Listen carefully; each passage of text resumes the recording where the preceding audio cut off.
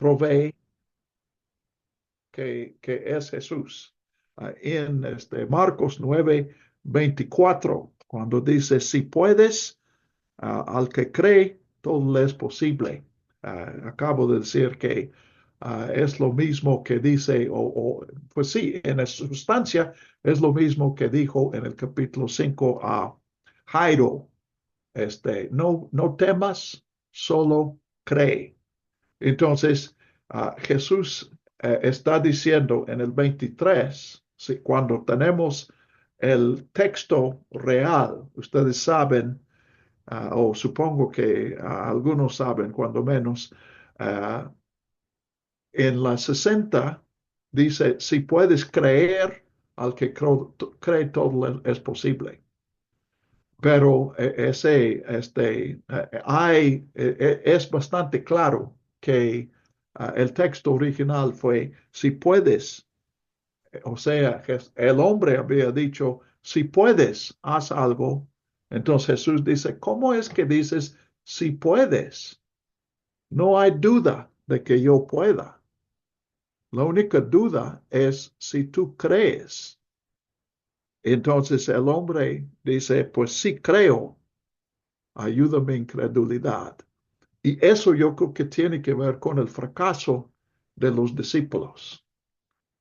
Fue precisamente cuando los discípulos no pudieron que pudieron.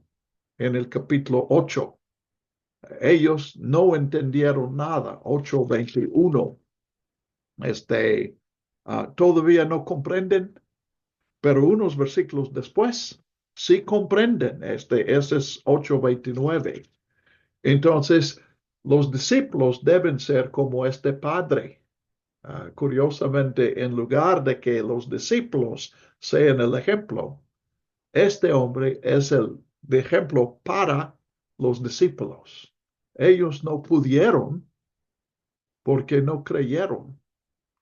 O creo que la manera de explicar eso es que ellos, los discípulos, tenían fe en sí mismos. O ellos creyeron en su propia fe, pero no creyeron en Jesús. Entonces, este hombre dice, creo, ayuda a mi incredulidad. Entonces, creer no es tener confianza. Creer no es una opinión acerca de si se va a dar la sanidad o no se va a dar la sanidad. Creer es venir a Jesús y decir, Jesús, ayuda mi incredulidad. Si hace falta fe, solamente tú puedes poner la fe. Si hace falta poder sanador, solamente tú tienes ese poder. Todo depende de ti. Tú eres, pues, la respuesta a cualquier necesidad. ¿Ok? Ahora, les invito a Daniel preguntó acerca de eso y él ha estado pensando toda la semana en este versículo. Entonces, me gustaría dialogar si Daniel, si tú u otro quiere responder a lo que acabo de decir.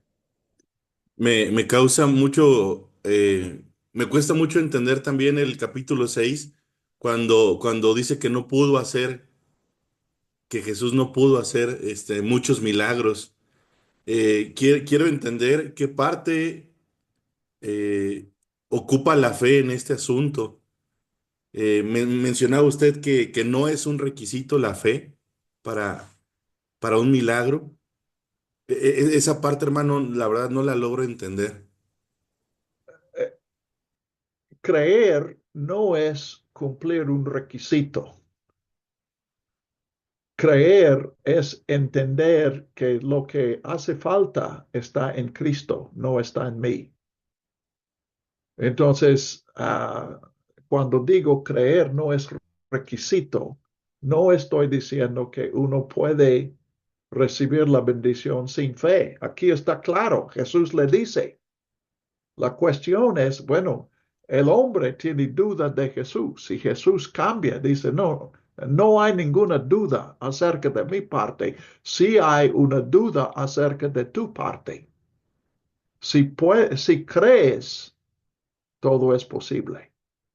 Pero de hecho, el 9:23 está diciendo lo mismo que leíste en el capítulo 6. Cuando él dice, si al que cree todo es posible, él está diciendo, si no crees, entonces no va a pasar nada. Tu hijo no va a ser sanado, no va a ser liberado, a menos que creas. Entonces el hombre en el 24 se contradice, pero en efecto, finalmente lo que está diciendo es, Señor, eso también de ti depende. Mi hijo no puede ser sano a menos que tú lo liberes. Y yo no puedo creer a menos que tú me des la fe. Entonces, finalmente, confirma la lección del capítulo 8 y nuestra interpretación de que la diferencia entre 8:21, que no entiende nada, y 8:29, que ya, bueno, o sea, en el examen, en el 8:21 salen con 0 y en el 8:29 salen con 10. Porque lo único que es necesario entender en este momento es que Jesús es el Cristo. Entonces ya Jesús puede comenzar a darles la segunda lección porque ya aprobaron la primera o el examen de la primera lección. Entonces este hombre está diciendo lo mismo. Señor, vine a ti, creo, traje a mi hijo a ti, pero ahora necesito el segundo toque. Porque cuando una persona escucha de Jesús y viene a Jesús porque tiene esperanza que Jesús pueda ayudarle, ¿de dónde vino esa fe? No es algo que el hombre produjo, es un don de Dios. Pero ahora él necesita un segundo toque. Él trae a su hijo, pero duda que Jesús puede sanarlo. Y Jesús dice, y él dice, creo, ayuda mi incredulidad. Él reconoce su fracaso. Es cierto, Señor, no creo que puedes hacerlo. Ayuda mi incredulidad. Entonces, la fe siempre es reconocer que somos incrédulos. El que cree, no cree. Y eso es lo que Jesús ha enseñado a sus discípulos. Y eso tenemos todos estos capítulos. Este, en el 6, por ejemplo, tal vez no hayas pensado en eso. Yo no lo había pensado. Pero uh, la fe de los discípulos no fue suficiente para que Jesús hiciera milagros en, en Nazaret. Tenía que ser fe de otros. O ese versículo que menciona, 6:6, es también una crítica a los discípulos. Y estoy preguntando, porque no es para que contestemos la pregunta, es para que nosotros entendamos el proceso aquí. Y de hecho nosotros estamos en este proceso. Yo creo que Jesús sí quiere, capítulo 1. Yo creo que Jesús sí puede, capítulo 9.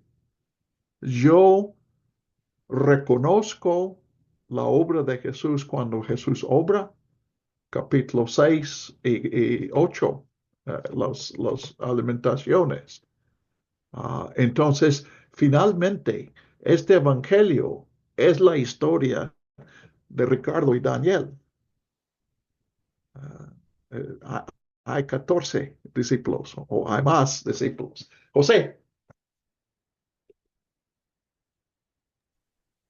Sí, Ricardo, pues Es que volviendo al capítulo 6, versículo 4, dice, pero Jesús les decía, no hay profeta sin honra, sino en su propia tierra, entre sus familiares y en su casa.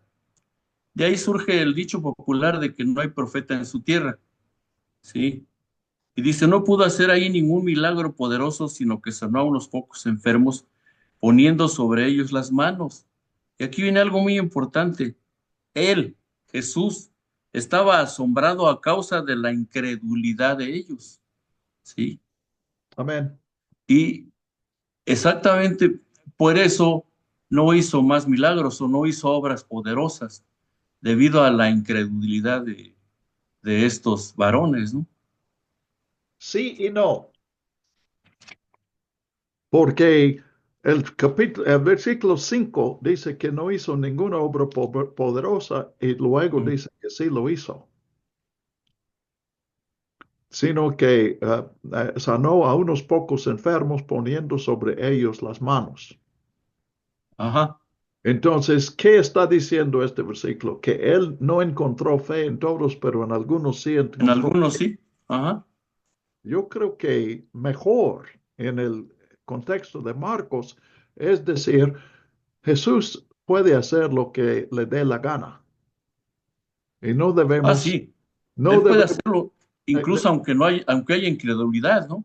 perdone, Él puede hacerlo aunque haya incredulidad. exacto, exacto. Pero lo nuevo aquí, o lo que debemos aprender en 6.5, es que nuestra fe sí tiene un efecto. Tal vez la mejor manera de entender la paradoja es pensar en una relación. Este, lo que uno hace, si yo necesito la ayuda de mi amigo, pero hay un defecto en mí, eso no quiere decir que el amigo no puede hacer nada. Pero si mi duda es un estorbo, o sea, en la relación siempre una relación se trata de dos. En el matrimonio, si en la ceremonia una de las personas dice, si aceptas a esta persona como tu cónyuge, uno dice sí y otro dice no. Entonces, ¿hay matrimonio? No. No, tiene que haber dos decisiones. Y eso no es simplemente en el día de la boda, eso es toda la vida. Entonces, así es la relación con Cristo. Entonces, la paradoja de versículo 6.5 creo que es cuando menos una paradoja semejante, si no la misma, en 9.24. Creo, ayúdame en credulidad. Lógicamente, si creo, no necesito ninguna ayuda porque no hay ninguna incredulidad. Pero en la práctica, mi fidelidad a cualquier relación siempre es una fidelidad relativa. Y cuando es la relación con Cristo, esa relación no es la excepción. ¿Ok?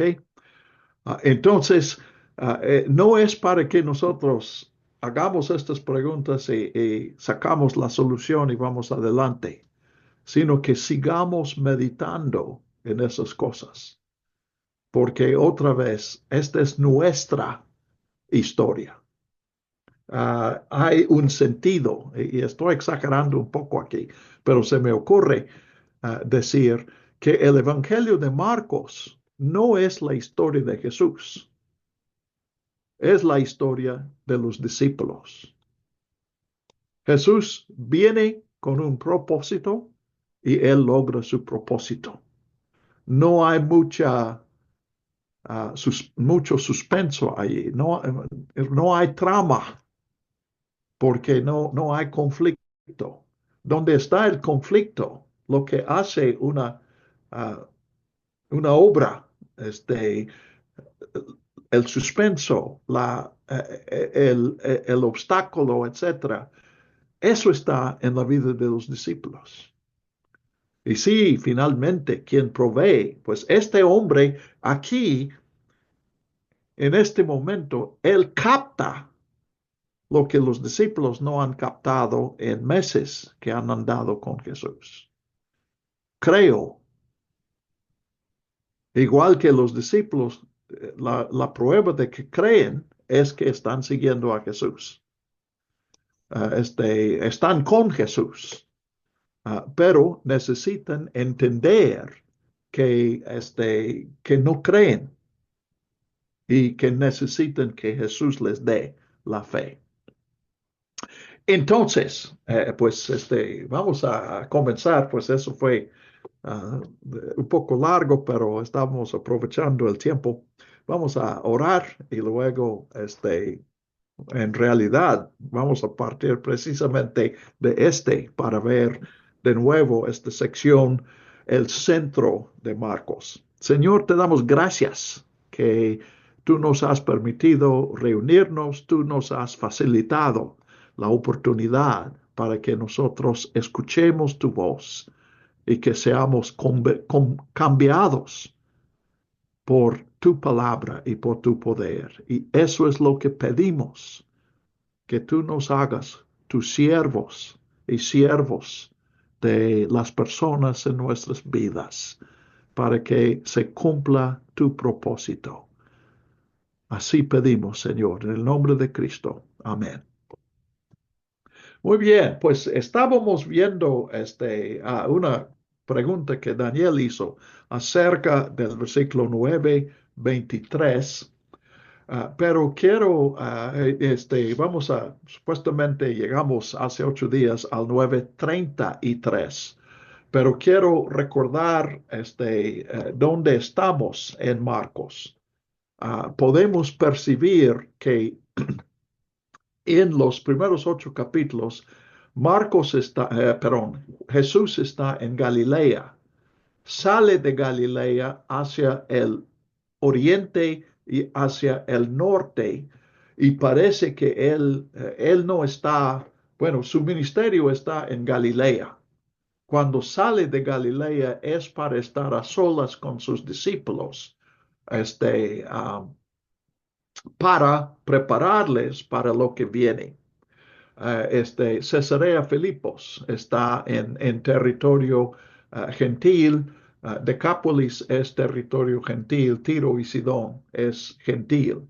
Entonces, pues ese es hasta el primer ciego en Marcos, 8:22 al 28. Luego tenemos otro ciego que Jesús sana. Allí tenemos el nombre Bartimeo, que literalmente quiere decir hijo del ciego.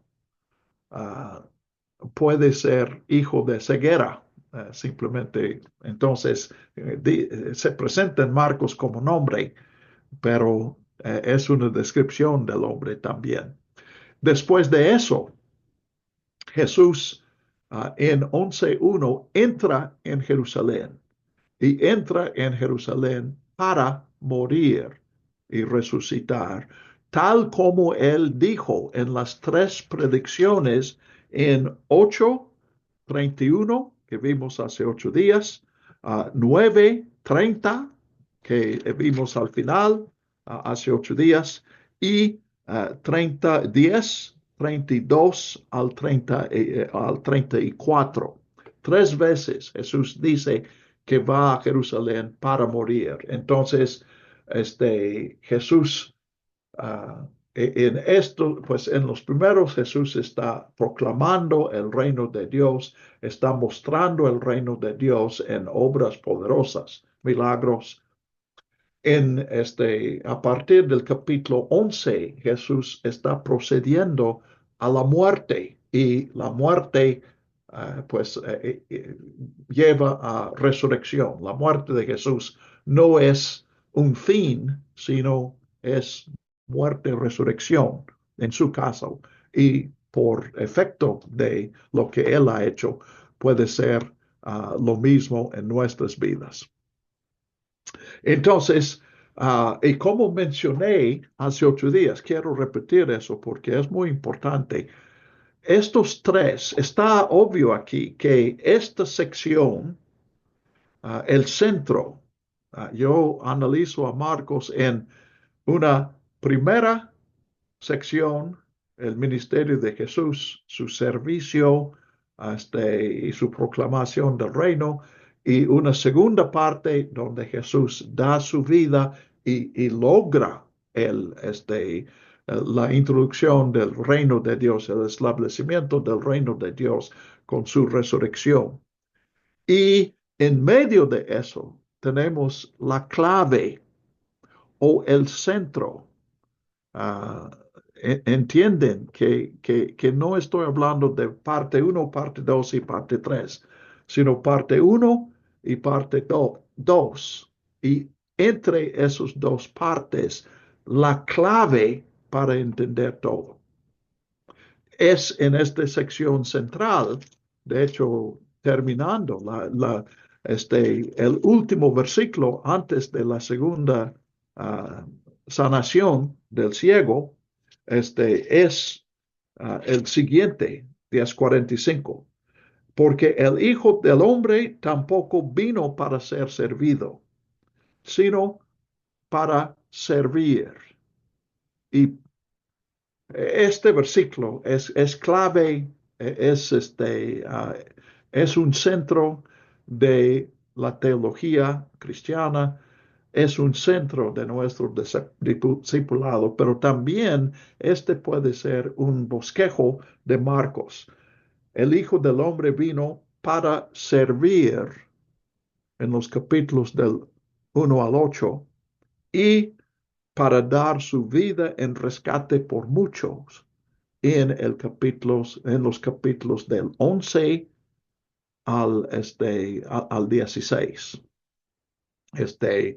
Uh, y aunque en 11 al 16 sí tenemos parábolas, tenemos conflictos, pero todo está enfocado hacia ese final que era el propósito de Jesús.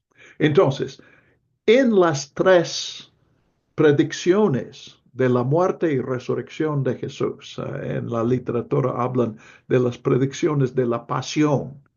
La pasión de Jesús es cuando Él va a Jerusalén, es condenado a la muerte, muere en la cruz y resucitado. Pasión sugiere sufrimiento, pero usan el término para el evento que incluye su triunfo, su resurrección. Pero allí siempre hay dos cosas que siguen a cada una de las tres predicciones. Primero, que los discípulos no entienden y luego que Jesús da una explicación, una enseñanza acerca del discipulado. Y vimos la primera vez en el 31 y 30, bueno, es en 31, 8:31, perdón.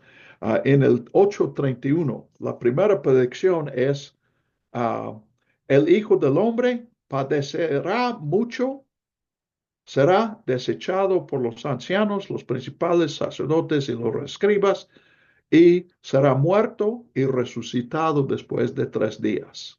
Entonces, padecerá. Los líderes de los judíos son los que causan esto o son los que desechan a Jesús. Literalmente aquí muere y resucita después de 3 días. Entonces, Pedro dice, no digas eso. Dice 32, Pedro comenzó a reprenderlo y Jesús dice, quítate delante de mí, Satanás. Y acuérdense en 8:33, Jesús está hablando a todos los discípulos. Entonces Jesús enseguida, 34, llama a la gente y dice, si alguno quiere seguirme, tiene que negarse a sí mismo, tomar su cruz y sígame. Y él desarrolla esa idea en el resto del capítulo en 9:1. Ahora, hace 8 días llegamos hasta 9:32 y vemos lo mismo. Jesús dice la misma predicción. De hecho, la segunda es la más breve de las 3 predicciones. En el 31, el Hijo del Hombre ha de ser entregado en manos de hombres y lo matarán. Aquí no menciona a los líderes de los judíos, simplemente hombres lo matan. Y una vez muerto, resucitará después de 3 días. No menciona padecer mucho, no menciona a los líderes. Este es lo más sucinto, lo más breve que se puede decir. Será entregado a hombres, lo matan, pero resucitará 3 días después. 32. Pero ellos no entendían esta palabra y tenían miedo de preguntarle. En 8, 32 y 33, nosotros inferimos que Pedro y los discípulos no entendieron, porque reprendiendo a Jesús obviamente implica que Pedro no cree que lo que Jesús está diciendo va a suceder. Entonces concluimos que no entienden. Aquí se dice claramente, no entendían esta palabra y tenían miedo de preguntarle. Tal vez pues cuando Pedro lo reprendió, Jesús dijo, quítate delante de mí, Satanás. Le dijo Satanás. Entonces entendemos que en 9:32, cuando no entendieron, tenían miedo de decirle, no sé que Jesús va a decir otra vez, Satanás. Pero 33 al 37 es otra vez enseñanza sobre el discipulado. Y les anticipo que vamos a ver lo mismo en el capítulo 10, comenzando en 32. Más detalles. De hecho, la predicción está en el versículo 33, 10, 33 y 34.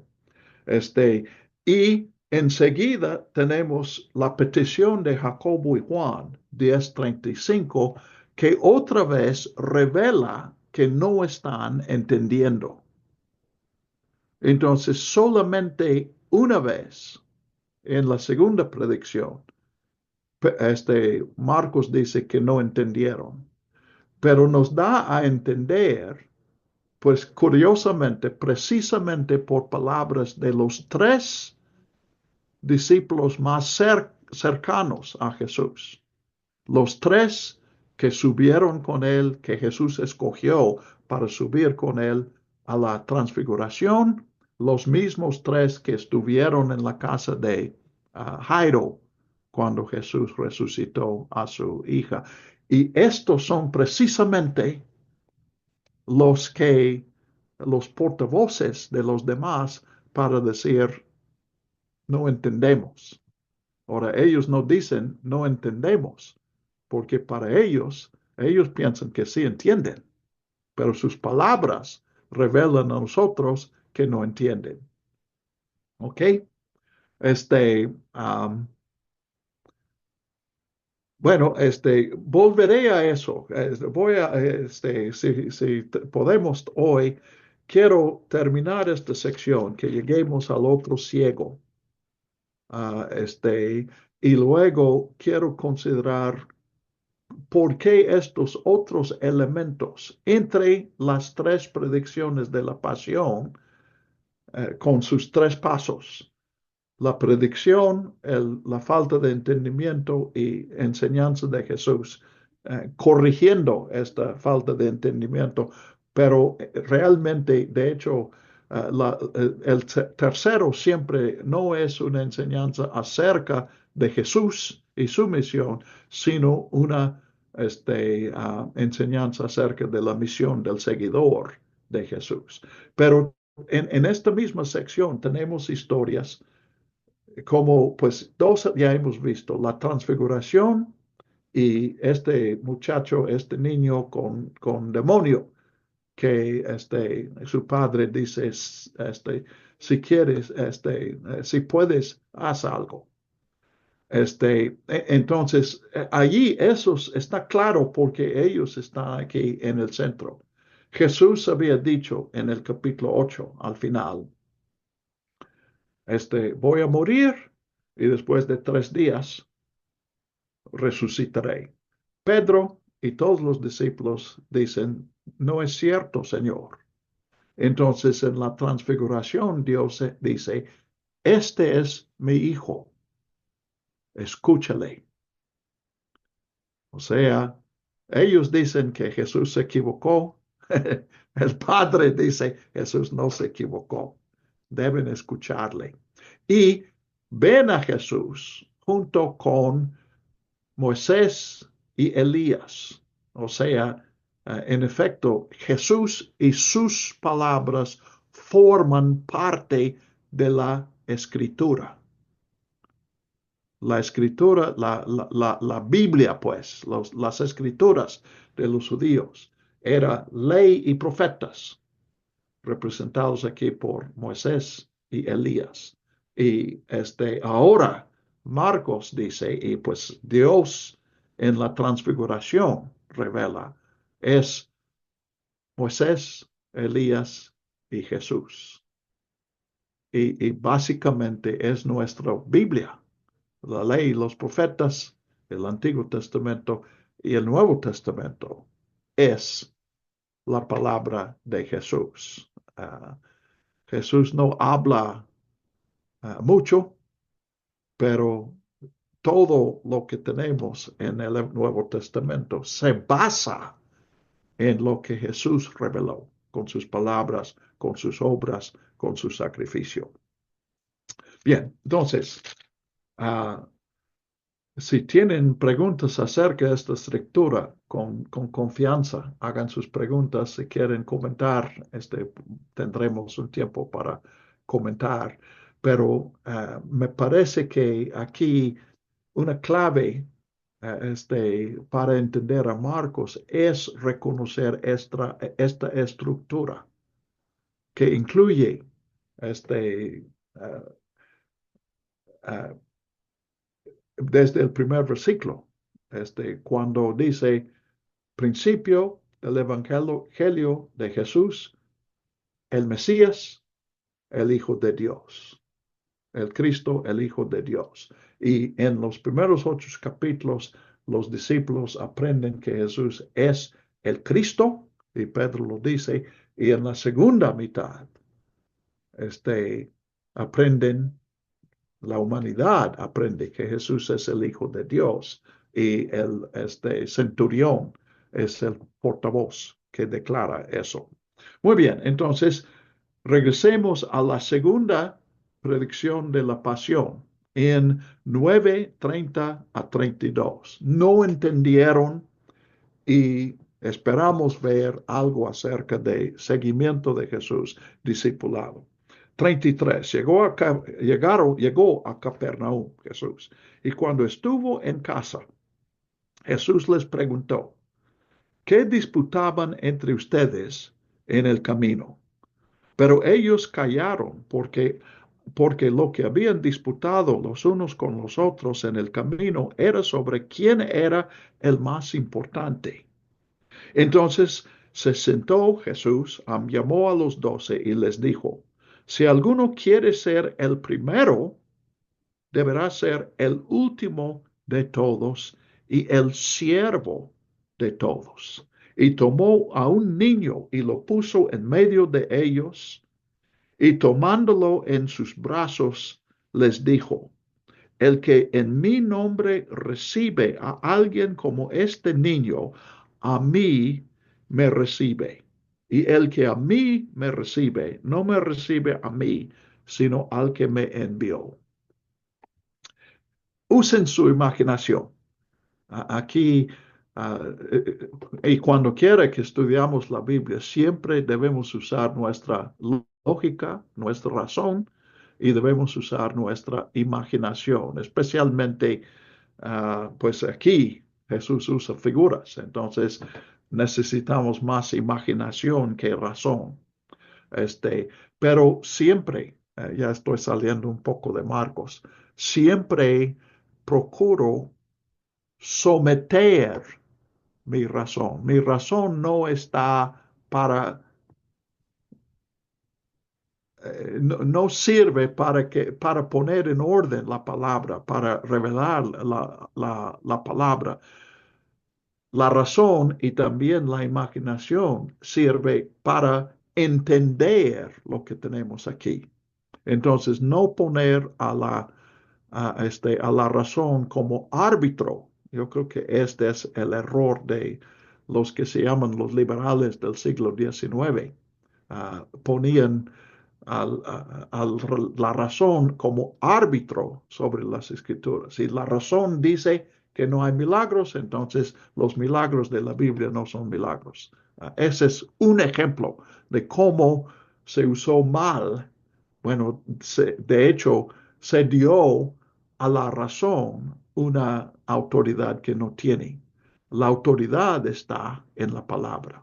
Pero cuando venimos a eso, pues Jesús, ellos están disputando, están compitiendo en realidad quién es el más importante. Y Jesús dice, deben estar compitiendo para ser el último y el siervo. Y lo comprueba como un niño. Entonces, usemos nuestra imaginación en 36 y 37. E imagínense un niño. ¿Cuántos años tiene un niño?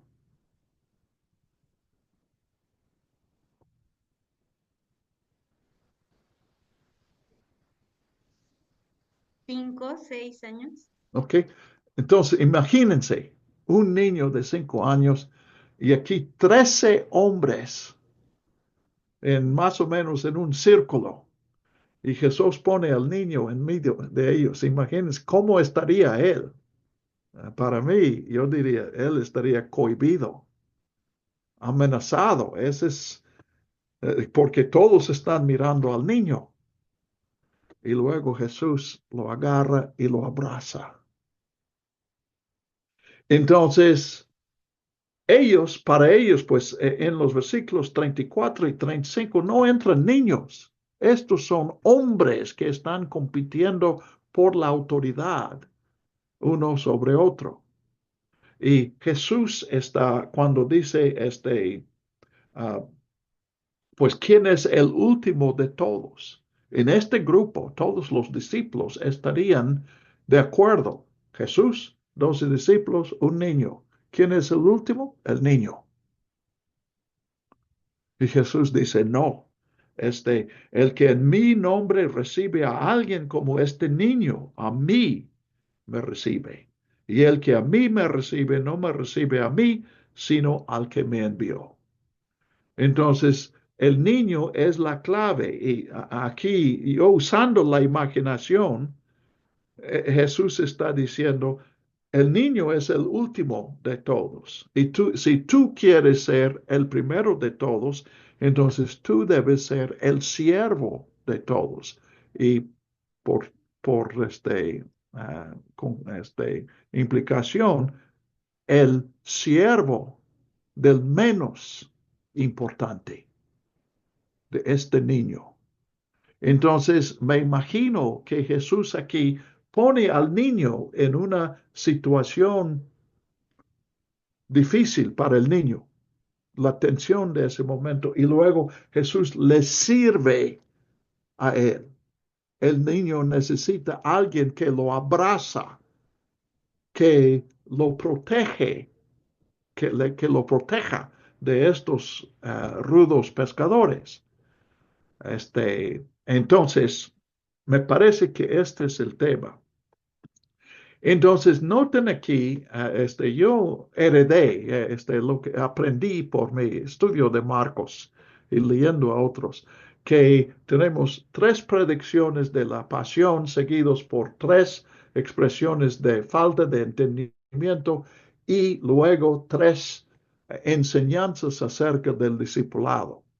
Y el primero sí definitivamente está según seguir a Jesús. Pero este segundo, yo diría que el tema aquí no es tanto el discipulado, sino el liderazgo. ¿Quién es el líder? Y de hecho, habiendo dicho eso, yo creo que probablemente podríamos decir, pues también seguir a Cristo es llegar a ser líder. Entonces, podríamos pensar que son tres enseñanzas acerca del liderazgo. Entonces, pues Juan, yo creo que se inquieta un poco. Hemos visto al niño inquietado. Ahora Juan siente que a lo mejor metió la pata.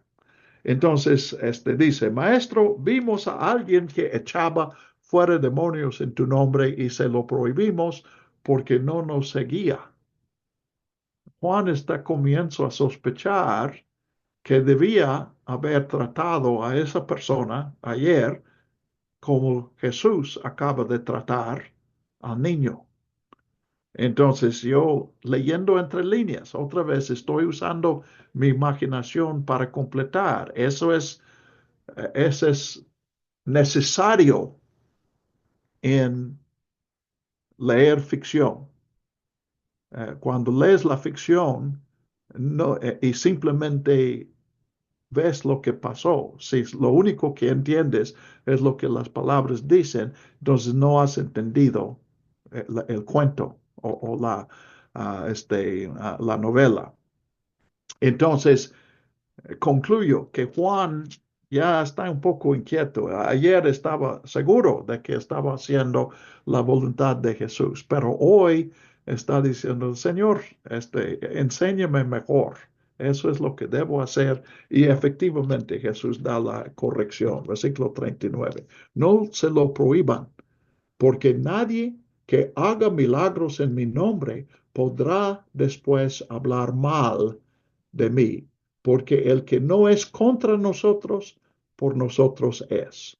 Cualquiera que les dé un vaso de agua en mi nombre, porque son de Cristo, de cierto digo que jamás perderá su recompensa.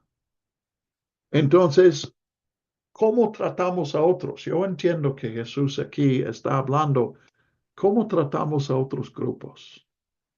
Y él está diciendo, el que no es contra nosotros, por nosotros es. En otra ocasión, él dice, el que no está conmigo está en contra de mí. Y enfatiza que uno tiene que tomar una decisión, pero no estamos nosotros para juzgar la decisión que otro ha tomado. Si profesa ser seguidor de Jesucristo, no estamos para juzgar su decisión que dice que ha tomado. Ahora, eso no quiere decir que seamos obligados a trabajar con ellos. Jesús no está diciendo, tú ve y ayúdale en su ministerio, pero está diciendo, no se lo prohíban. Entonces, déjale. Si necesita corrección, Jesús le va a dar corrección. Pero si profesa ser un seguidor de Cristo, entonces trátalo como tu hermano. ¿Ok? Javier. Sí, bueno, lo que me llamó desde hace mucho tiempo que leí esta parte es, dice, ¿por qué? Dice, porque nadie que hace milagros en mi nombre. ¿Por qué específicamente se refiere a milagros en su nombre? Y en ese tiempo también yo oía mucho y tenía gente conocida, sobre todo de carismáticos que se le llama general, en la generalidad, pero pentecostales o algo así, que hablan mucho acerca de milagros, que ellos hacen milagros, bueno, que sus cultos hacen milagros. Yo decía, bueno, ¿realmente hace milagros o no lo hace milagros? ¿Realmente sí son o no son?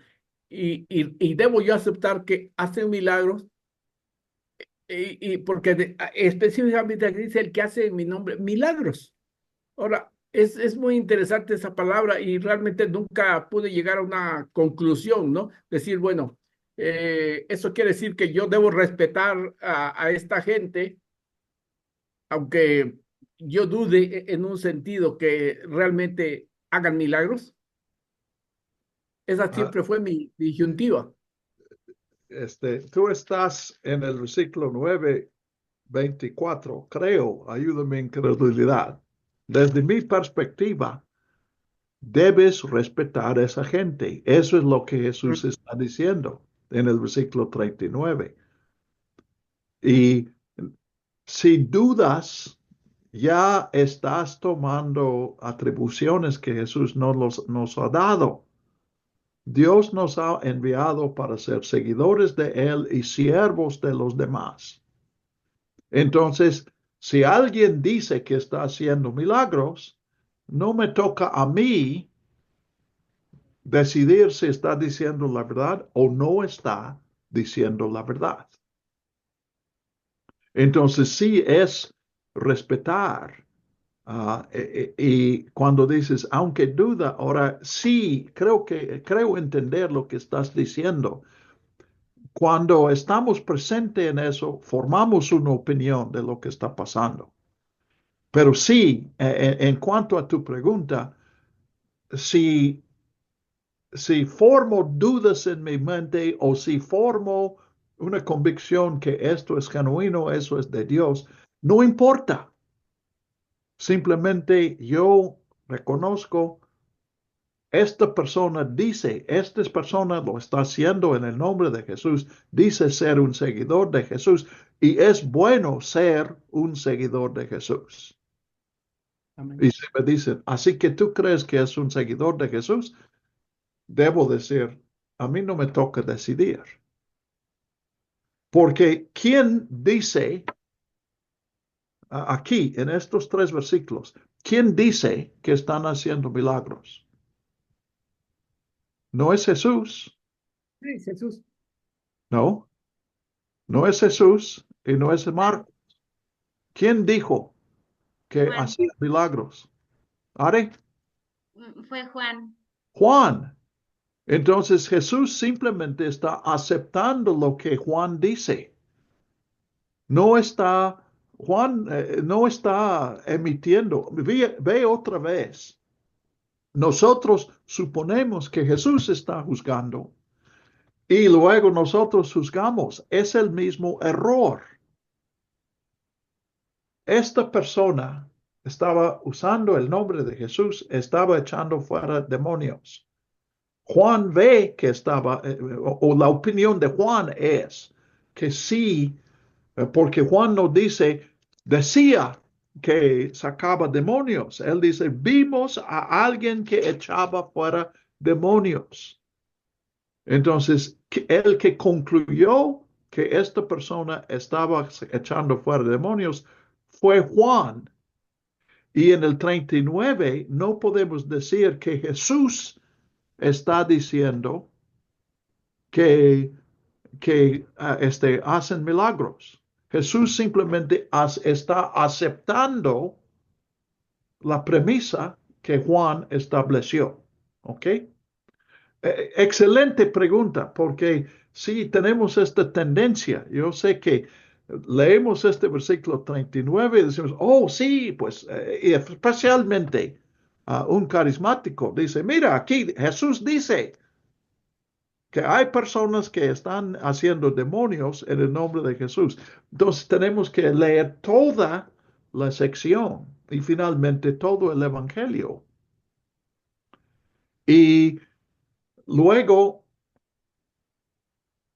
llegamos a una conclusión. Ahora, en este último paso, tal vez tú y yo, probablemente tú y yo llegamos a distintas conclusiones. Y si uno del grupo es carismático, definitivamente va a ser una diferencia. Pero aquí el asunto que se trata es ¿qué actitud debemos tomar hacia el ministerio de otros? No es la cuestión si hoy hay personas que hacen milagros en el nombre de Jesús. ¿Ok? Y sí, dudamos sobre eso, pero esa es la decisión a que yo llego, o la conclusión, que a mí no me toca, y me arrepiento de eso, porque sí, muchas veces yo lo he hecho, especular sobre si esos cultos son de Dios o no lo son. Y de hecho, sobre los años, lo que yo he visto es que casi nunca hay una respuesta nítida. Si hay miles de personas en el toreo, ya no existe el toreo, pero Benny Hinn sí hizo milagros en el toreo. Algunas personas, sus vidas son transformadas. Otros salen y no ha habido ningún cambio. Entonces, finalmente, no nos toca juzgar. Ahora, sí, lo que tenemos que decidir es qué voy a hacer yo. Por ejemplo, en mi caso particular, yo he concluido que no es la voluntad de Dios que yo haga ese tipo de milagros. Entonces, yo puedo orar por una persona. Yo nunca, no pienso, no tengo ninguna intención jamás de declarar sanado a nadie. Pero si otros lo hacen, bueno, Dios es el que tenga la palabra, si es genuino lo que están haciendo o si no es genuino. Y lo digo con la conciencia que ante la mira de Dios, yo no soy tan sincero como quisiera aparecer ante Dios. ¿Ok? Sí, Javier. Sí, bueno, le decía yo, eso me pasó en los primeros años que tuve y tenía yo esa duda, Leo, porque en este tiempo yo tenía contacto con varias gente, de hecho tenía una amistad, un señor ya de edad, que ellos eran pentecostales y él me hablaba mucho de eso, entonces yo siempre dudaba, claro, nunca hice una pregunta al pastor de mi iglesia, pero estuve así, pero ya después con el tiempo, precisamente eso sí entendí, que yo no estoy autorizado para poder decidir esas cosas. Finalmente, Dios es el que conoce si realmente esta gente está diciendo la verdad para empezar. Y bajo qué, exactamente lo mismo que los fariseos hablaban de Jesús, de que él echaba fuera demonios, porque muchos, y eso sí he oído mucha crítica, que es de hermanos evangélicos que dicen que ellos están usando poderes ajenos a Dios para hacer esos supuestos milagros, ¿no? Entonces digo, pues sencillamente, no sé, si lo están haciendo, y si es el poder de Dios, qué bueno, y si no es el poder de Dios, finalmente es su responsabilidad, no la mía, ¿no? Yo no puedo, ni tengo elementos de juicio para poder decir si es verdad o no es verdad. Digo, con el tiempo yo fui ya entendiendo ese aspecto. Amén. Sí. Mi experiencia ha sido la misma que tú tuviste, que estás describiendo. Yo sí, estoy en el mismo camino y es difícil, todavía estoy aprendiendo. ah, a veces se me chispotea lo que no debo estar diciendo. Pero es bueno que lo consideramos. Ah, me dio risa, como dices. Algunos usan la Biblia para decir, aquí, como dice en la Biblia, ellos hacen milagros por el poder de Satanás.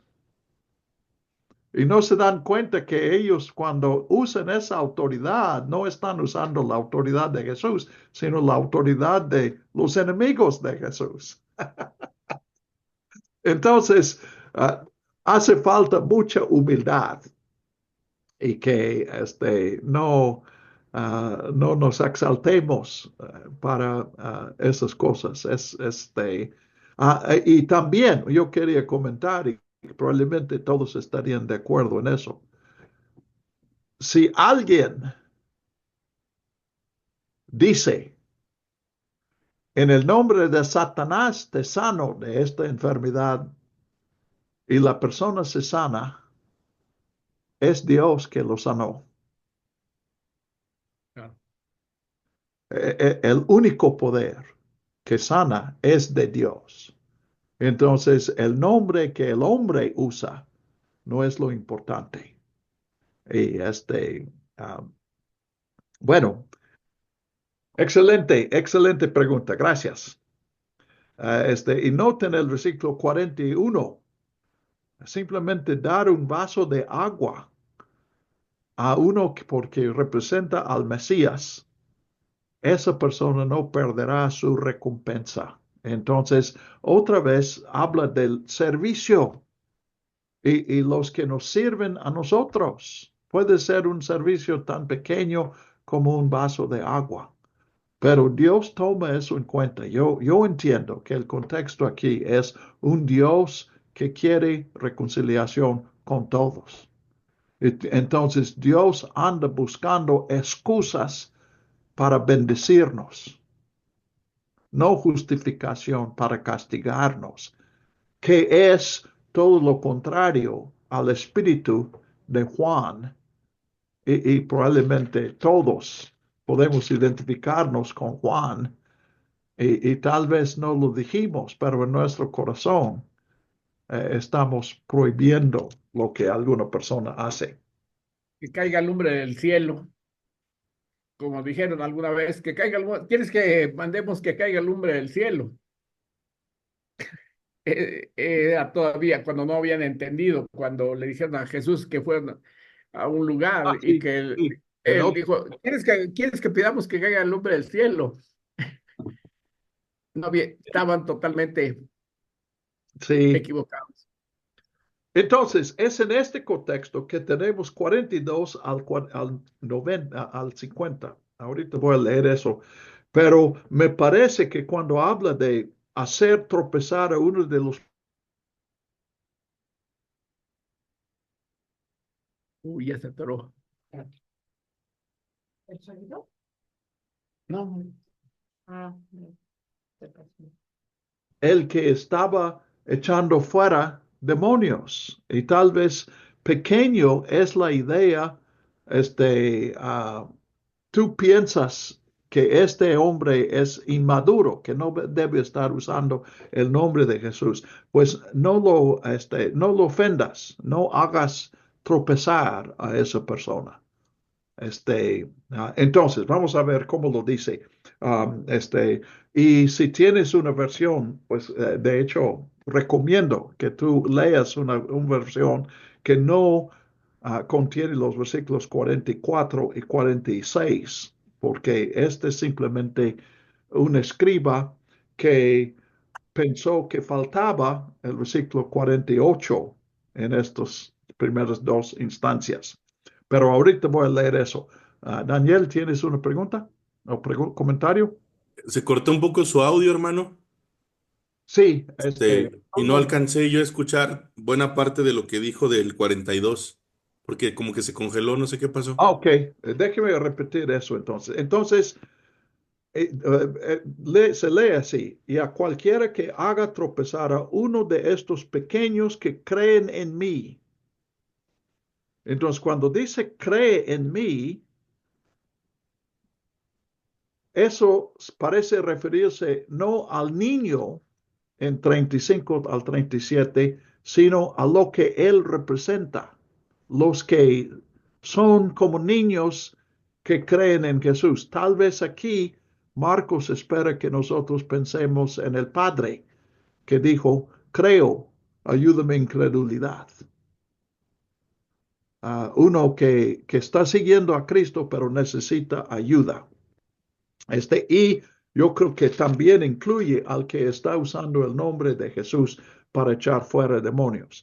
A cualquiera que haga tropezar a uno de estos pequeños que creen en mí, otra vez, cuando nosotros criticamos, juzgamos, estamos poniendo tropiezos en el camino de esas personas. Si esa persona está equivocada, si esa persona está bien, entendiendo bien, no importa.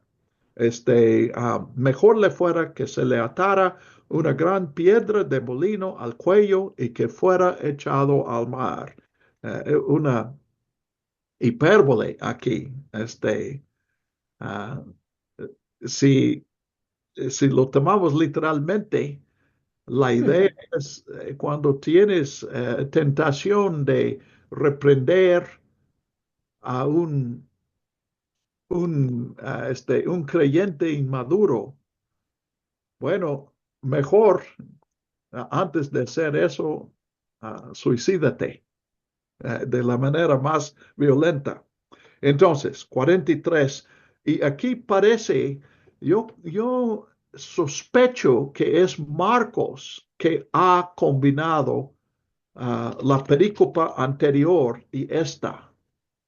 Y él quiere que lo leemos en ese sentido, pero especialmente en 43 está obvio que ya no estamos en el contexto del pequeño, el niño y luego el que no está con los discípulos, pero sí parece que él piensa estar siguiendo a Jesús.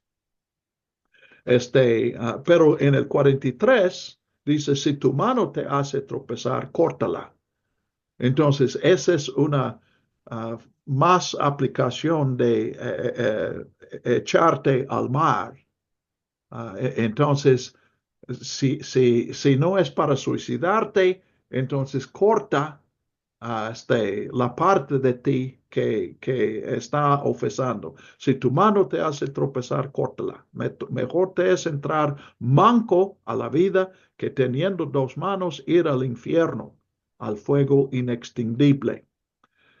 Si tu pie te hace tropezar, córtalo. Mejor te es entrar cojo a la vida que teniendo dos pies ser echado al infierno. Y si tu ojo te hace tropezar, sácalo. Mejor te es entrar con un solo ojo al reino de Dios que teniendo dos ojos ser echado en el infierno. Y luego esta descripción del infierno, donde su gusano no muere y el fuego nunca se apaga. Entonces, ahora, ¿esto es literal? Pues debemos entender, yo creo que Marcos ya nos ha dado base para verlo, pero en todo el contexto del Nuevo Testamento, cuando aplicamos eso a nuestras vidas, lo que yo concluyo es que el problema nunca está en mi mano o en mi pie o en mi ojo. El problema está en el corazón. Entonces, yo entiendo que Jesús está hablando figurativamente, pues en el 42 es obvio que es una figura. Jesús no está dando instrucción acerca de las condiciones sobre las cuales debes suicidarte. Ese no es el propósito. Entonces, finalmente, y aquí el fracaso del discípulo, el entender, el problema no es la mano, el problema es el corazón. Entonces, el único que puede cortarnos el corazón y darnos un nuevo corazón es Dios. Entonces debemos acudir a Él otra vez como el Padre que viene a Jesús y dice, creo, ayúdame en incredulidad. Vengo a ti, pero necesito un nuevo corazón. Y solamente tú me lo puedes dar. Javier. Sí, bueno, aquí usted dijo una palabra que he oído a los argumentos de los adventistas con respecto a esto. Cuando usted dijo, y yo entiendo que se refiere a los ejemplos que da Jesús en cuanto a lo de cortarse la mano, sacarse el ojo, que eso no es literal, por supuesto, ¿verdad? Es solamente, como usted también lo mencionó, es un recurso retórico de hipérbole. Pero no sé si también el versículo 48 dice, donde gusano no muere y el fuego nunca se apaga. Estaba escuchando, he escuchado a los adventistas que también los testigos de Jehová de ahí, tomaron este versículo y así lo predican, de que el infierno que aquí recibe no es literal lo que la descripción solamente que es una hipérbola, pero que no es literal la descripción que se hace del infierno. Es decir, ellos niegan el infierno, porque dicen que esto que dice Jesús no es cierto. Ay, Javier, tú me llevas a preguntas muy difíciles. La mejor respuesta, la más honesta, es que no sé, nunca he estado en el infierno. Entonces, ¿cómo voy a saber si es literal o no? Más y más, yo estoy llegando a la conclusión de que el mensaje del Nuevo Testamento, y aquí, incluyendo este pasaje, acuérdense que eso comenzó con la lección. Primero, Jesús es el Cristo. Jesús es el que Dios ha enviado para rescatarnos. Y Jesús lo hace poniendo su vida, muriendo por nosotros. Y por lo tanto, seguir a Jesús es poner nuestra vida por Él, como Él ha dado su vida por nosotros. Entonces, aquí, entendiendo que esta sección desde 33 es paralelo al fin del capítulo 8. Entonces, lo que está diciendo, Él no está dando una enseñanza acerca de que si existen gusanos en el infierno, si hay fuego en el infierno o si el infierno es eterno. Este pasaje no da ninguna enseñanza acerca de eso. Lo que está enseñando es seguir a Jesús y entender que seguir a Jesús, pues finalmente poner a otros antes de nosotros. Aquí Él está diciendo, ese es un asunto de vida y muerte. Entonces, finalmente, lo que Juan hizo en el versículo 38 y muchos de nosotros hemos hecho, hemos decir, no, ese no es como el Nuevo Testamento, esa es emoción, no es de Dios. Él está diciendo, ese es un asunto de vida y muerte. Y no simplemente de la muerte física, sino de perder el propósito de la vida. La vida es relación con Dios. Yo creo que es demasiado uso de la lógica cuando decimos todos los hombres tienen vida eterna. ¿Vas a pasar la eternidad con Dios o en el infierno? Yo no creo que tengamos enseñanza suficiente para llegar a esa conclusión. Yo creo que el énfasis es cuando encuentras a Jesús, estás encontrando a Dios. Y cuando encuentras a Dios, estás encontrando el sentido de la vida. Y cuando dices no a la vida, estás haciendo algo que tiene consecuencias eternas. Estás rechazando la vida para siempre. Entonces, si alguien hace el argumento, Dios es un Dios de misericordia, y cuando una persona finalmente nunca va a arrepentirse, entonces Dios pone fin a su sufrimiento. Yo puedo decir, eso sí es una lógica correcta, pero no es enseñanza de la Biblia. Pero tampoco la enseñanza de que los que rechazan a Jesús sufrirán para siempre. Ese también es un uso para mí. Yo he concluido, es un uso incorrecto de la lógica. Estamos sacando conclusiones de cosas que la Biblia no enseña. Porque aquí el propósito no es que entendamos el infierno. El propósito es que entendamos lo serio de hacer tropezar a un pequeño. ¿Y quién es un pequeño? Pues cualquier hermano que yo pienso que yo puedo enseñar. Cuando yo tomo el lugar que Juan tomó aquí, de decir, tú andas bien o andas mal, estoy poniéndome en el lugar del maestro y él es el pequeño, el niño que está aprendiendo.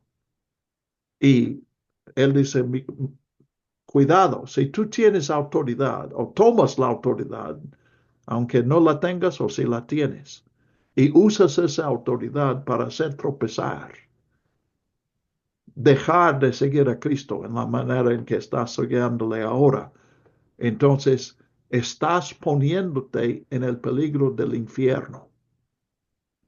No es ninguna enseñanza acerca de lo que Dios hace cuando te pones en el camino del infierno. Está enseñando acerca de tu propia conducta. Entonces, ves, estoy diciendo, tiene que haber un momento en que corto mi lógica. La autoridad es la Biblia, no es mi lógica.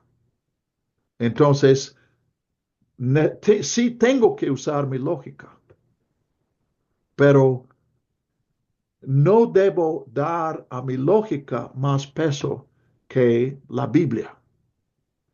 ¿Ok, Javier?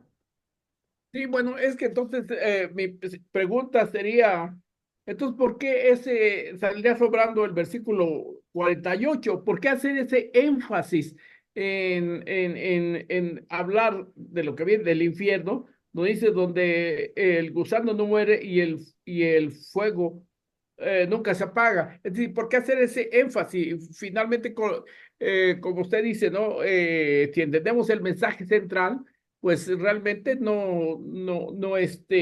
tenemos que entender pues que la obediencia es el punto central del discípulo y no el juicio de nada. Eh, pero entonces yo digo, ¿por qué ese énfasis de ese versículo, en describir algo que Jesús no está dando una enseñanza. Jesús está citando al último versículo de Isaías. mm, Entonces, no es una enseñanza de cuánto dure el infierno. Si tomamos las palabras, podemos decir que las palabras dicen eso, pero solamente dicen eso en un contexto donde está enseñando, o sea, donde es una lección. Mira, el infierno es así, 1, 2, 3. Pero la Biblia nunca da esa enseñanza.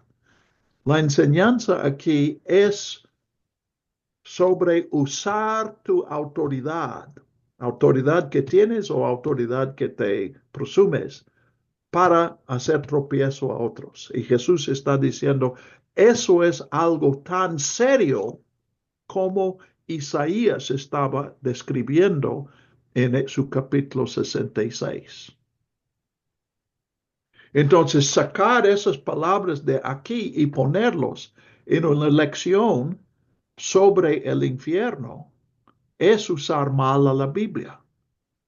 Es usarlo para un propósito que no es propósito de la Biblia. Porque la Biblia no es un libro de texto con un capítulo sobre Satanás, con un capítulo sobre el infierno, con un capítulo sobre el divorcio, etcétera, etcétera, etcétera. Entonces, ahí es donde tenemos que cortar la lógica. El énfasis que tú mencionas es la misma el mismo hipérbole que tenemos en el versículo 42, en el 43, en el 45, 46. ¿Por qué dices que estos 5 versículos son hipérbole, pero el 48 es literal? Eso no es lógico. Entonces, esta es una cita de Isaías 66. Sí, 24. Bueno, no recuerdo el versículo, pero es de Isaías. Sí, Isaías, es fácil, es el último versículo de Isaías. Y Isaías tiene 66 capítulos. Ajá. Ok, gracias, hermano. Sí. Entonces, ahora, mira, yo estoy respondiendo, yo no estoy corrigiendo a nadie. Tú estás luchando con eso, yo estoy luchando con eso. Yo he estado precisamente donde lo que tú expresaste. Entonces aquí nadie te está juzgando a ti, a nadie, salvo tú solo. Chocamos las ideas en la clase. Yo soy claro, tú puedes ser claro acerca de tú piensas. Y finalmente, quien decide qué es lo correcto es cada uno de nosotros, porque este es el propósito. No es que todos tengamos el mismo, la misma interpretación, el mismo pensamiento, pero chocamos nuestras ideas. Y sí, honestamente, yo he visto que esta idea de un infierno eterno choca con la línea clara de toda la Biblia, un Dios de misericordia. Y una y otra vez encuentro en el Nuevo Testamento que el castigo de Dios nunca es para pagar. Dios nunca nos castiga para restablecer el juicio. Ojo por ojo es algo que Dios ha echado. Él ha rechazado eso. Cuando Él reprende, cuando Él castiga, es con el propósito de llevarnos al arrepentimiento y a la restauración. Entonces yo concluyo, y aquí sí estoy saliendo de la Biblia. Entonces, no estoy poniendo otra enseñanza en lugar de la enseñanza que tú mencionaste.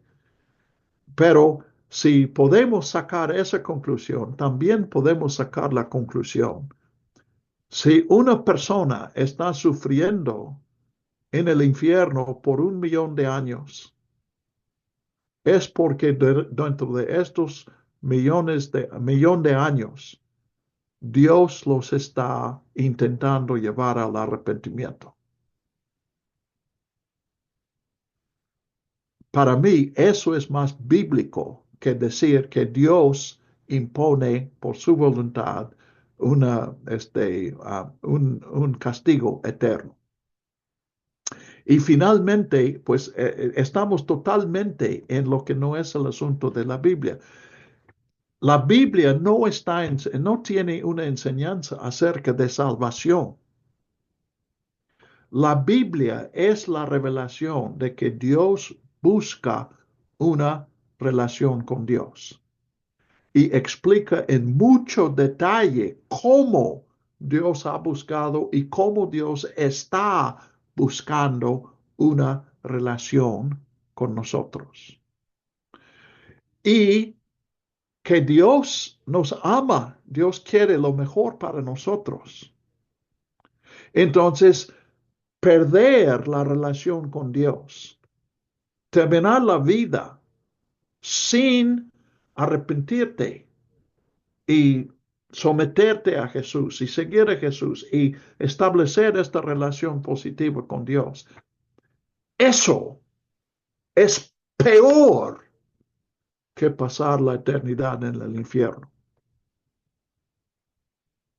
Entonces, esas enseñanzas acerca del infierno son tomar, bueno, las palabras están allí, pero es usar palabras que pueden ser hipérbole y interpretarlos literalmente.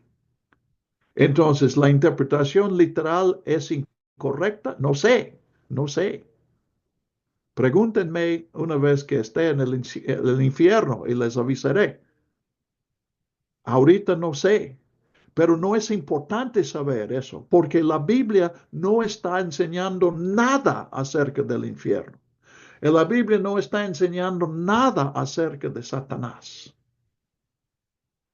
Está enseñando acerca de otra cosa y usa términos, pues como nosotros tratamos en términos de, podríamos decir, un cristiano, yo no sé si haya pasado, pero me parece posible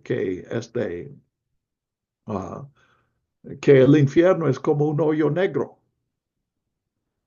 Bueno, lo decimos no porque hemos aprendido algo acerca del infierno, sino porque tenemos el concepto de un hoyo negro.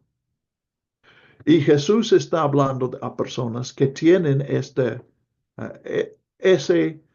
fue parte de la cultura en el Nuevo Testamento. Noten aquí, el Antiguo Testamento no dice nada del infierno, porque la gente, eso no formaba parte de su pensamiento. No habla de Satanás, porque no tenían un concepto de Satanás. Esas cosas aparecen en el Nuevo Testamento porque los judíos del primer siglo tenían esas ideas y Jesús les habla en términos de sus ideas. Pero determinar cuál de esas ideas corresponde a una realidad espiritual, simplemente no tenemos base para hacer eso. Y no tenemos necesidad de hacer eso. Porque si estás dando una lección sobre el infierno o sobre Satanás, ya la regaste. No importa si lo haces bien o lo haces mal, no estás predicando el Evangelio de Jesucristo.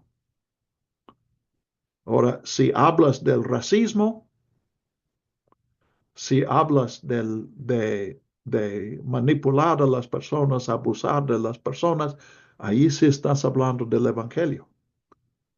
Porque la Biblia enseña que el amor de Dios produce amor al prójimo. Y lo digo con temor y temblor, porque apenas yo no he decidido si creo lo que estoy diciendo, pero sí creo que yo y Javier, cuando menos, probablemente otros también, estamos en este camino, estamos investigando esas ideas y queremos usar bien la Biblia. Entonces, quiero presentar con honestidad mis conclusiones, tentativas, pero hasta aquí. Seguramente cuando llegue al infierno, veré que muchas de mis conclusiones fueron incorrectas. Pero en este momento lo menciono para que tú normes tu propio criterio, no para que me sigas a mí. El hecho de que yo sigo eso no significa que sea correcto. ¿Ok? ¿Algo más?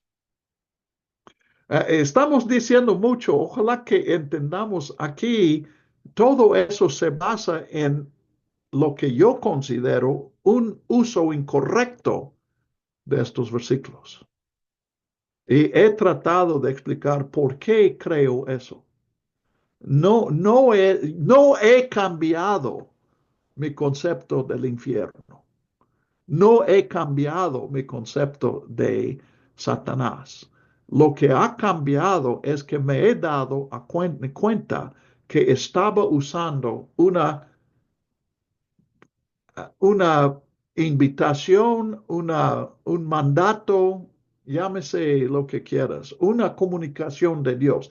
Dios me está anunciando que Él está buscando una relación conmigo y describiendo esa relación.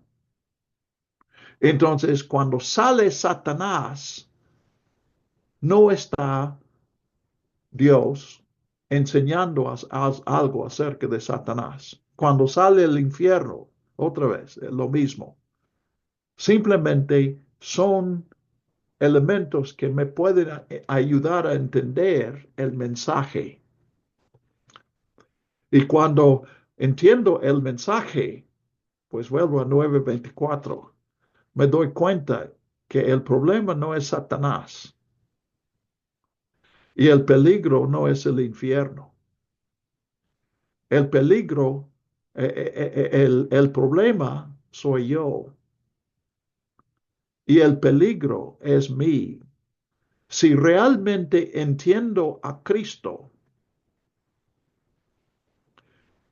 estoy entendiendo que lo peor que me puede pasar no es el infierno. El peor que me puede pasar es vivir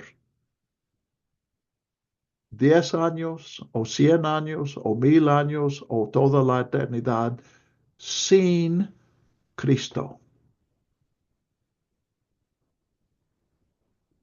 Entonces, si me parece importante saber en qué condiciones, dónde voy a estar cuando no estoy con Cristo, entonces no he entendido el mensaje. Es como el soldado.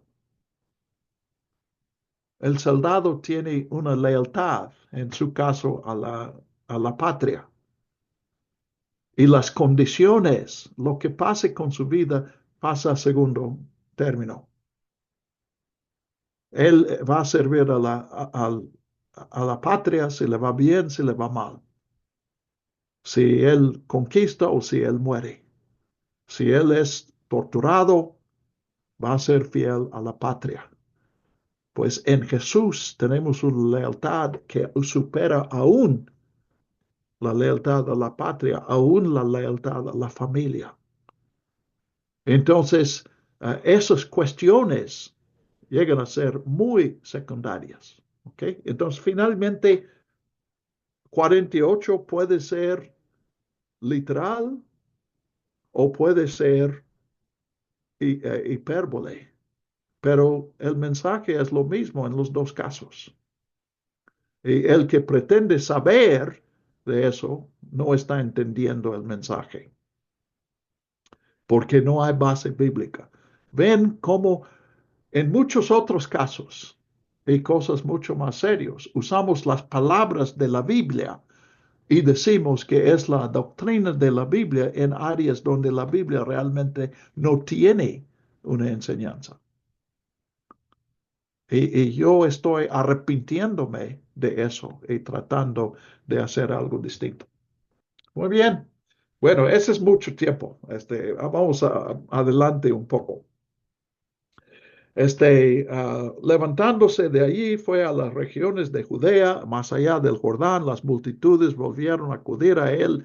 De nuevo les enseñaba como él acostumbraba. Entonces se acercaron unos fariseos para probarle y le preguntaron si era lícito al marido divorciarse de su mujer.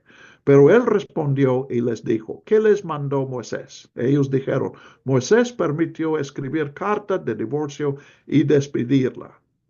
Pero Jesús le dijo, ante la dureza del corazón de ustedes, les escribió este mandamiento. Pero desde el principio de la creación, Dios los hizo hombre y mujer. Por esta causa, el hombre dejará a su padre y a su madre y se unirá a su mujer y serán los dos de una sola carne. Así que ya no son más dos, sino una sola carne. Por tanto, lo que Dios ha unido no lo separe el hombre. Ahora, en realidad, la discusión que acabamos de tener, o diálogo, no sé cuál fue muy buena introducción a esta, porque solemos venir a este pasaje para sacar una enseñanza acerca del divorcio. Y otra vez, si llegamos a una conclusión, yo estoy llegando a la conclusión que hacer eso es abusar de la Biblia. Porque eso es precisamente lo que Jesús está rechazando. Entonces, Mi postura personal es que vivimos en un mundo donde el divorcio es, pues vamos a vivir con divorciados toda la vida. La iglesia es para divorciados y debemos ministrarles, debemos ayudarles, debemos darles oportunidad de servir. No toda mi vida, yo no comencé con esa doctrina, pero yo creo que lo más importante aquí es el uso de la escritura, no tanto. Ya vimos, acabamos de ver el asunto del infierno. ¿Qué enseña la Biblia acerca del infierno? Y el supuesto que enseña algo acerca del infierno. Y aquí hacemos lo mismo. Suponemos que la idea tiene una enseñanza acerca del divorcio y buscamos esa. Pero en realidad, yo estoy viendo lo mismo aquí. Me llama la atención. Primero, no se trata, no, Jesús no está hablando con personas que quieren aprender de él acerca del divorcio. Está hablando a personas que lo están probando. Pero luego me llama la atención y sí saco una lección de los versículos del 3 al 6. Jesús le preguntan, ¿qué dices tú? Y Jesús dice, pues, ¿qué dice Moisés?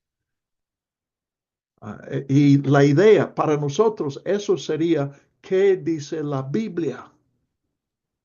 Entonces, ellos usan su concordancia. ¿Saben qué es concordancia? Ya usamos el Internet, pero ellos buscaron la palabra divorcio y dicen, eso es lo que dijo Moisés. Entonces, literalmente, ellos están contestando la pregunta de manera correcta.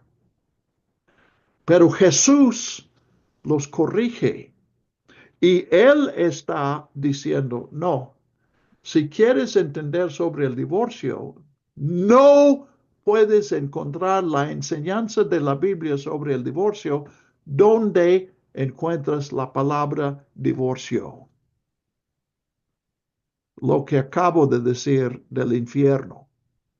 No podemos aprender lo que la Biblia dice del infierno buscando la palabra infierno. Entonces, él va al principio. Ante la dureza del corazón de ustedes les escribió este mandamiento. Entonces, ¿cómo podemos nosotros saber cuándo un mandamiento es la voluntad de Dios o cuándo un mandamiento es una respuesta de Dios a nuestra dureza de corazón? Pues yo creo que finalmente no podemos saber. Si comenzamos a preguntar eso, podemos pasar el resto de la vida buscando cada vez, bueno, este es un mandamiento de Dios o es un mandamiento que se cancela. Si hacemos eso, nunca vamos a avanzar en la Biblia. Entonces, yo creo que Jesús es lo que yo estoy tratando de hacer y entiendo que Jesús aquí está diciendo, haz esto. Entiende para dónde va la Biblia. Entonces, cuando en el Antiguo Testamento encontramos a un Dios que aplica justicia, un Dios que nunca usa la frase, pero se puede aplicar la frase ojo por ojo y Corriente. sí, pues vida por vida. Entonces, pero también en el Antiguo Testamento tenemos el amor de Dios. Hay que leer todo. Y cuando llegamos a Jesús está claro. Lo básico de Dios es el amor. Entonces yo aplico en esta cuestión de divorcio. Lo que la Biblia dice de Dios es que Dios es amor. Dios siempre ama. Y no es mitad y mitad. Bueno, a veces Dios ama, a veces Dios castiga. No, Dios siempre ama. Y si vemos a Dios castigando, tenemos que entender que es una obra de amor. Ahora, aplicando eso a la especulación sobre el infierno, no es enseñanza acerca del infierno, no es mi enseñanza menos enseñanza de la Biblia. Yo concluyo que si Dios preserva la vida de una persona que ha rechazado la relación con Dios, Dios le está preservando la vida porque quiere llevarlo al arrepentimiento, quiere restaurarlo. Porque no encuentro en la Biblia un castigo de Dios que sea final. Siempre es correctivo.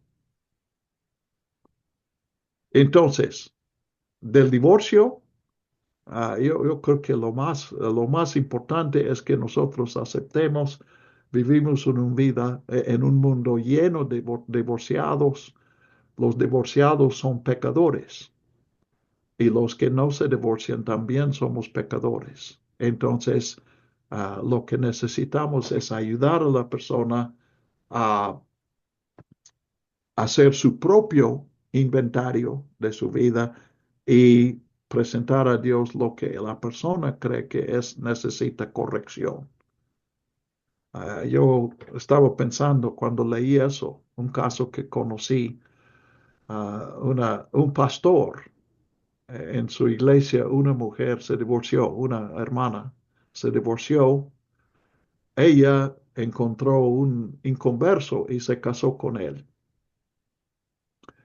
Y el pastor durante años nunca bautizó y nunca permitió el bautizo de este hermano, pues sí, él llegó a ser creyente por el testimonio, no sé si de su novia o de su esposa, no sé cuándo él se convirtió, pero yo lo conocí como un cristiano dedicado, un siervo del Señor. Pero en esa iglesia nunca fue bautizado, nunca fue miembro de la iglesia. Finalmente era iglesia bautista, entonces se dividió la iglesia. Es uno de nuestros dones, dividir iglesias. Y los que salieron, los líderes de la iglesia que salieron, uno de ellos dijo, formaron una iglesia y él dijo, hermanos, lo primero que nosotros debemos hacer como iglesia es bautizar a este hermano. Y lo bautizaron. Y él llegó a ser uno de los líderes.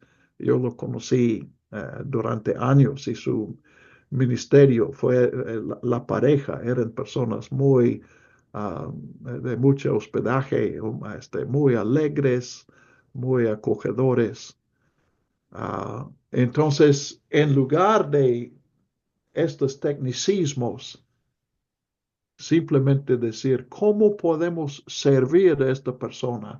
¿Cómo podemos ayudar a esta persona a acercarse más a Dios? Y cuando descubro en mi hermano un pecado que necesita ser tratado, yo creo que lo que debo hacer es tratar el pecado en mi vida y dejar que Él trate su pecado con Dios, igual que yo espero que otros respeten que yo estoy tratando mi pecado con Dios. Entonces, ¿por qué Él dice, aparentemente Jesús dice, ningún divorcio? En el contexto de Marcos, esta respuesta a la pregunta, tal vez no creo que quepa tan bien en otro evangelio. En Mateo específicamente, donde leemos lo mismo. Pero aquí, finalmente, Él está diciendo, eso también es algo que solamente Dios puede resolver. El divorcio es como esos otros problemas. Somos pecadores y eso quiere decir que no hay remedio por nuestra rebelión contra Dios. Lo único que podemos decir es, creo, Señor, ayuda mi incredulidad.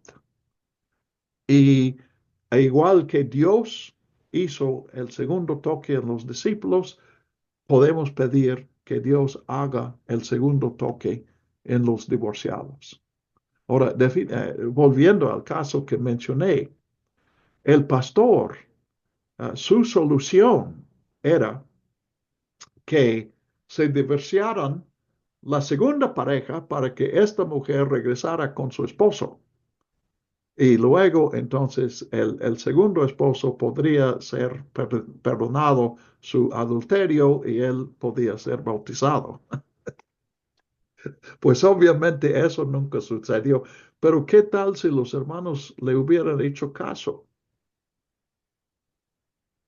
Primero, no hay por qué pensar que lo más seguro, yo nunca conocí al primer esposo, pero yo me imagino que él no hubiera aceptado. La mujer no tenía opción de regresar a una relación que ya se disolvió. Entonces, mejor que practiquemos el perdón, la humildad y reconozcamos, hay situaciones que solamente Dios puede resolver, situaciones en la vida de otros, situaciones en mi vida. Entonces, por eso, 10 todavía no he leído, pero del 10 y 12, en casa sus discípulos volvieron a preguntarle acerca de eso. Continúa este, esta, pues, como diría, ese tropos, incidente que los discípulos preguntan en privado lo que Jesús dijo a la multitud. Y Jesús dice, cualquiera que se divorcia de su mujer y se casa con otra comete adulterio contra ella. Y si la mujer se divorcia de su marido y se casa con otro, comete adulterio.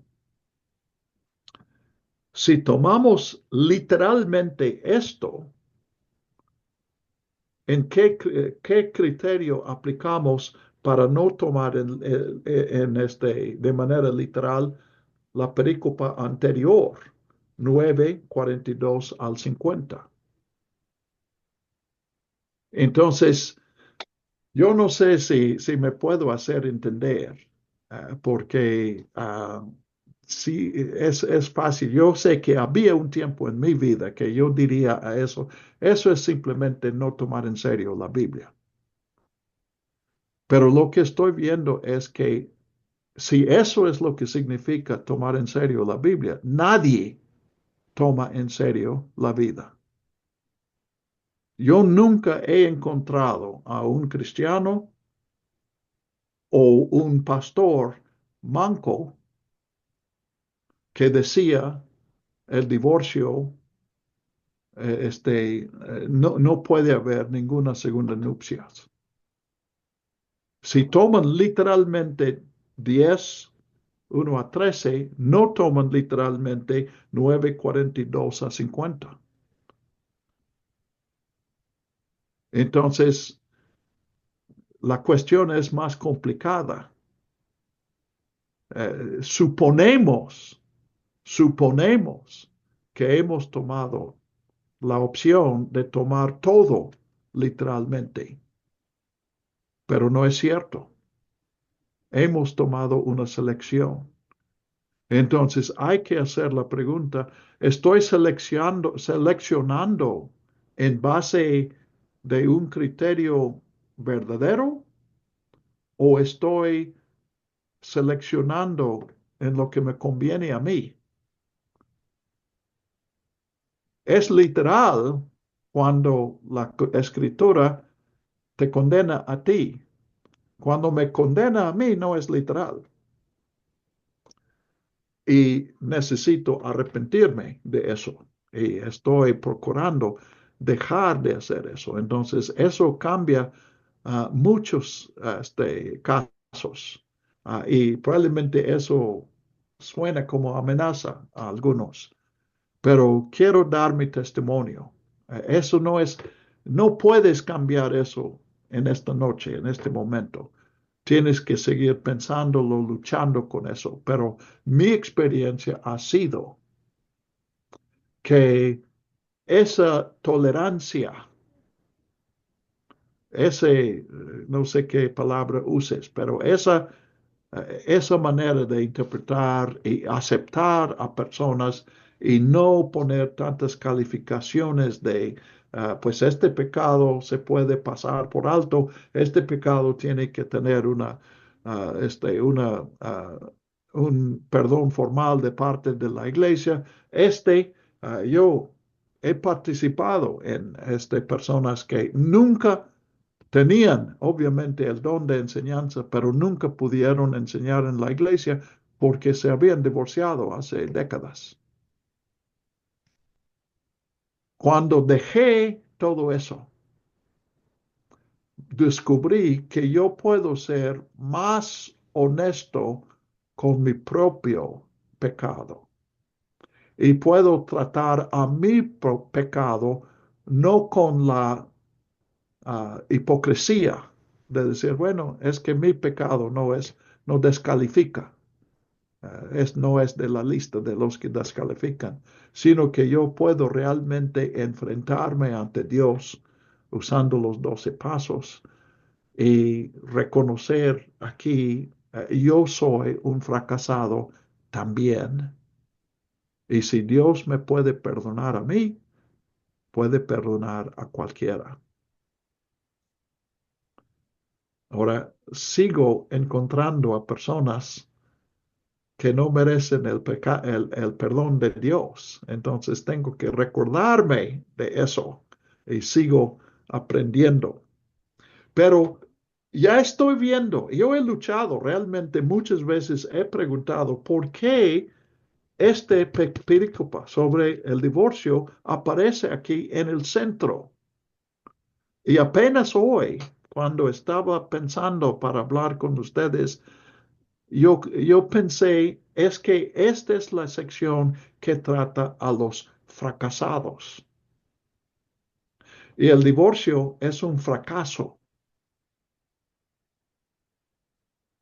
Y cuando decimos, no, el divorcio es pecado. Si no entiendo a Jesús, eso es fracaso. Pero el divorcio es pecado. Pero ¿por qué no entiendo a Jesús? No es por mi dureza de corazón, precisamente lo que Jesús menciona en el versículo 5. Entonces yo estoy entendiendo que eso sigue siendo este tema de Jesús sirve poniendo su vida y nos llama a nosotros a servir poniendo la vida. ¿Ok? Caray, ya estamos, bueno, tomamos uno más, no estamos avanzando tan rápido como yo quisiera, pero ojalá que sirva lo que estamos viendo. Entonces, volvemos a la cuestión de niños. Y me parece que hay un vínculo entre 9:33 al 37, específicamente 36, y 10:13 al 16. Entonces, otra vez he preguntado, ¿cómo cabe aquí?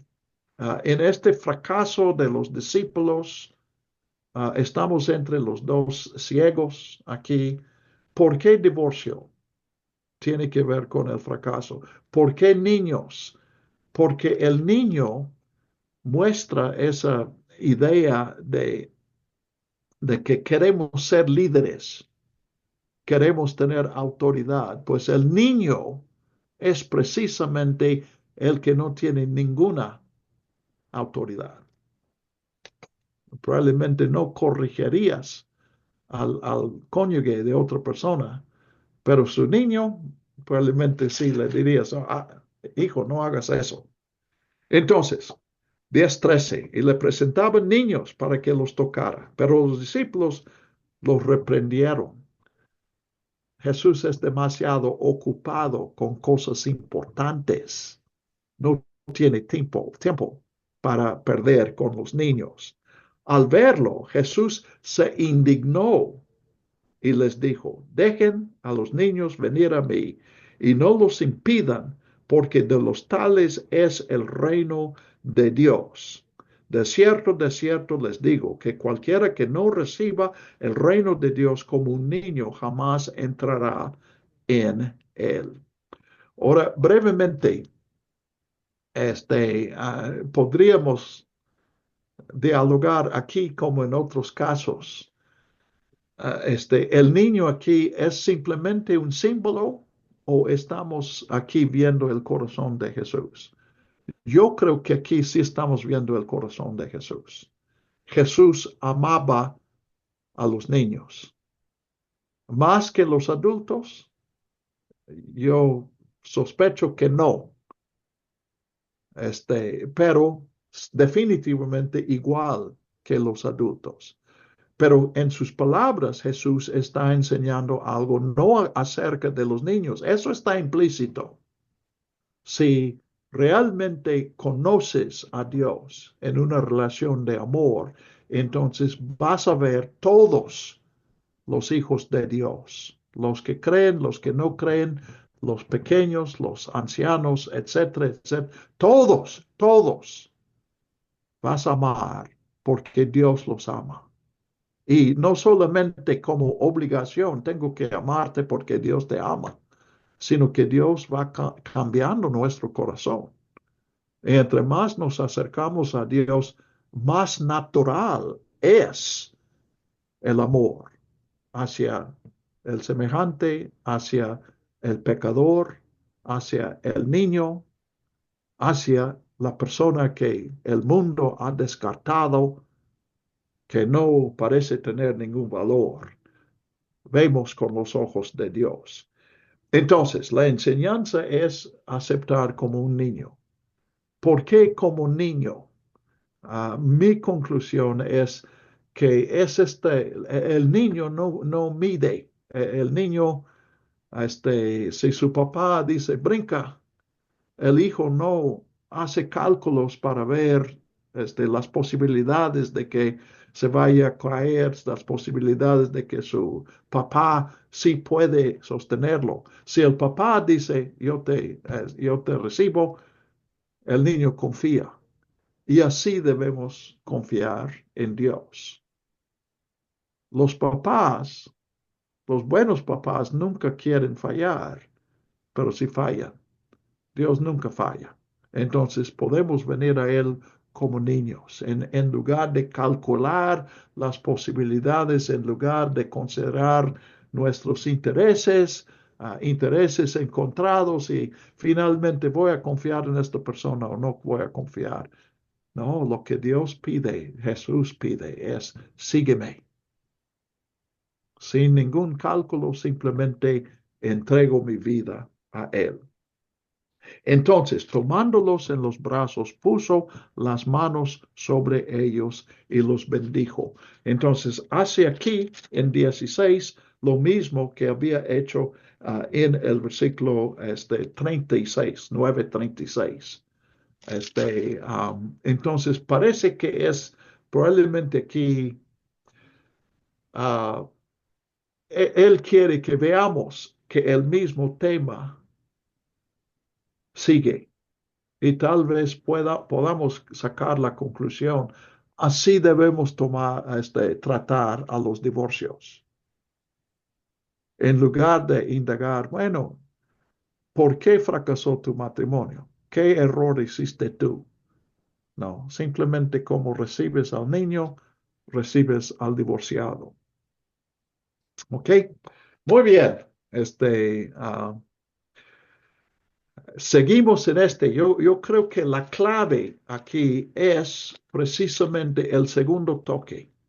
Y quien necesita el segundo toque finalmente son los discípulos. probablemente no es accidente que en 8:22 al 26 el ciego no tiene nombre, porque finalmente lo que debemos entender aquí es,